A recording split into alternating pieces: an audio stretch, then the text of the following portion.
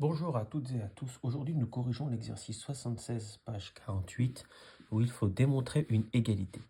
Alors, on a A qui a cette expression et B qui a une autre expression. Apparemment, ce ne sont pas les mêmes. Et pourtant, on vous demande de montrer que A égale B. C'est-à-dire que cette expression, finalement, c'est la même que celle-là pour n'importe quelle valeur de x. Alors, c'est ce pour n'importe quelle valeur de x qui est important, hein.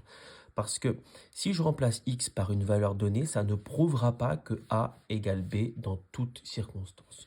Pour ce faire, on vous demandait de reprendre l'expression de a et de développer. Et c'est comme ça en mathématiques que l'on va prouver que deux expressions littérales sont finalement égales, c'est-à-dire les mêmes. Je vais faire donc 3 fois 2, 3 fois 2, moins 3 fois 4x. Je développe 3 avec 2 et 4x. Ce qui me donne 6 moins 3 fois 4, 12x. A donc a une nouvelle écriture, c'est 6 moins 12x, puisque j'ai développé. On appelle aussi ça la forme développée. Et maintenant B. Alors B, je vais faire pareil. Je vais développer. Moins 6 avec 2x, donc c'est moins 6 fois 2x. Ensuite, moins 6 avec moins 1, donc c'est moins 6 fois moins 1. Et maintenant, je réduis pour avoir une nouvelle écriture de B, moins 6 fois 2, moins 12x, moins 6 fois moins 1, moins fois moins, plus 6 fois 1, 6.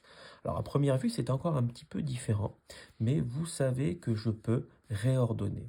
C'est-à-dire que le moins 12x, je le fais passer devant, et donc le plus 6 est derrière. Et là, il n'y a pas de doute, A a la même écriture que B.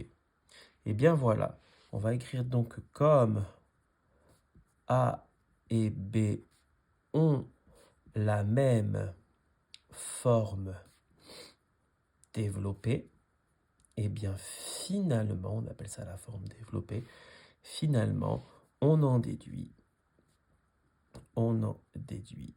que A égale B, quelle que soit la valeur de x, pour toute valeur de x. Voilà, donc on a bien démontré cette fameuse égalité.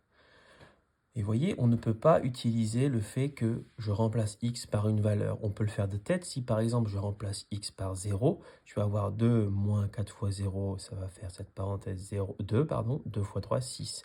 Et là pareil, je remplace x par 0, 2 fois 0, 0, moins 1. Et moins 1 fois moins 6, moins 6.